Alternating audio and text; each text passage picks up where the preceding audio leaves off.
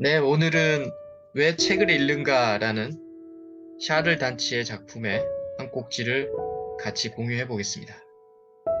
위대한 작가는 위대한 독서가인가라는 꼭지의 내용입니다. 참고로 샤를 단치는 프랑스 작가고요. 이 책은 2010년도에 나왔는데 아주 큰 반향을 불러일으켰던 책입니다. 그리고 책을 아주 좋아하는 작가입니다. 이렇게 시작합니다. 책을 읽으며 열정의 도가니에 빠지는 것은 종종 작가가 되기 위한 징후다. 읽고 또 읽고 자꾸 읽으면 거의 자동으로 쓰는 단계에 이른다. 어쩌다 글을 쓰는 작가가 되었을까?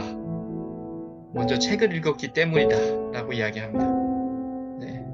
엄청나게 많은 책을 읽게 되면 자신 안에 있는 잠재력, 생각들이 튀어나오려고 하죠. 네, 그래서 작가는 책을 먼저 읽었기 때문에 작가가 된다라고 이야기를 합니다. 작가가 될 사람은 어렸을 때부터 독서에 대해 타는 목마름이 있었다. 유년기에 광적으로 독서를 많이 하는 사람은 필경 작가가 될 운명이다. 네. 만일 그 꿈이 실현되지 않았다면 그 이유는 단순하다. 그 위대한 독자가 작가의 꿈을 접은 것이다. 그는 결국 꿈을 잊어버리고 계속해서 독서광으로 남을 것이다. 그가 슬퍼하지만 않는다면 이 또한 아름다운 일이다. 네. 또 재미난 표현이 있죠. 작가가 되지 못해 씁쓸해하는 위대한 독자들보다는 자신의 글이 읽히지 않아 슬퍼하는 고만고만한 작가들이 훨씬 많다. 네. 저를 두고 하는 얘기 같아서 좀 약간 재밌었습니다. 일말의 가치도 없는 그 무가치한 책에는 심지어 붙잡지 말아야 할 것조차 없다. 가치가 없는 것은 하다못해 나쁘지도 않다는 뜻이기 때문이다. 그러니까 가치가 있다는 것은 나쁘다고도 표현할 수도 있고 좋다고도 표현할 수 있다라는 거죠. 근데 가치가 없다는 것은 나쁘다고도 표현할 수 없다라는 거죠. 그래서 이런 얘기를 하죠. 위대한 것과 무가치한 것은 둘 다 눈에 보이지 않는다. 위대한 것, 완성된 작품도 뭔가 나쁜 점을 찾으려고 해도 보이지 않는다라는 거죠. 뭐 그런 의미에서 같은 의미다 라는 얘기를 이야기하고 있습니다. 집요하게 책을 읽다 보면 같은 작가의 책들을 연속적으로 읽을 때 유익함을 알게 된다. 글을 쓸 줄 안다는 것은 날 것 그대로의 글감을 가공시킬 줄 안다는 뜻이다. 재밌죠, 이런 표현은. 날 것 그대로의 소재를 뭔가 가공시킬 줄 아는 게 글을 쓸 줄 안다라는 의미라는 거예요. 고로 글을 쓰는 법을 아는 사람은 처음부터 자신의 개성을 드러내지 않는다. 이 얘기는 저는 이렇게 해석했어요. 뭔가 어떤 소재에 대해서 이렇게 변환시키는 작업을 하는 거지 자신의 어떤 상태를 그대로 처음부터 표현하지 않는다라고 뭐 이런 얘기로 좀 해석이 되더라고요. 작가가 되었지만 글쓰기를 멈추는 독서만 하는 경우도 있다. 예, 많이 경험합니다, 저도. 글을 쓰고 있지만 어느 순간에는 그냥 읽고 싶을 때만 있어요. 쓰고 싶진 않을 때가 있어요. 그만큼 쓰는 행위가 좀 힘들다라는 얘기도 저도 많이 경험을 했습니다. 한 권의 책을 완성하기 위해 1년, 2년 혹은 5년, 10년을 자기가 만든 감옥에 갇혀 스스로 벌을 받는 것보다 더 나은 일일 수 있다. 그러니까 그냥 글 쓴다고 막 몇 년 동안 혼자 고민하는 것보다 그냥 독서하는 게 더 낫다라는 거죠.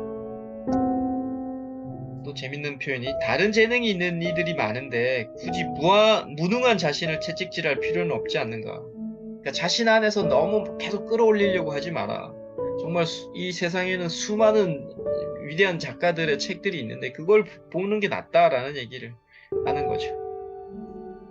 작가가 글을 쓰면서 읽는 책은 현재 쓰고 있는 자신의 책에 새로운 실마리를 제공하기도 한다. 두 책의 유사성이 전혀 없을 수도 있다.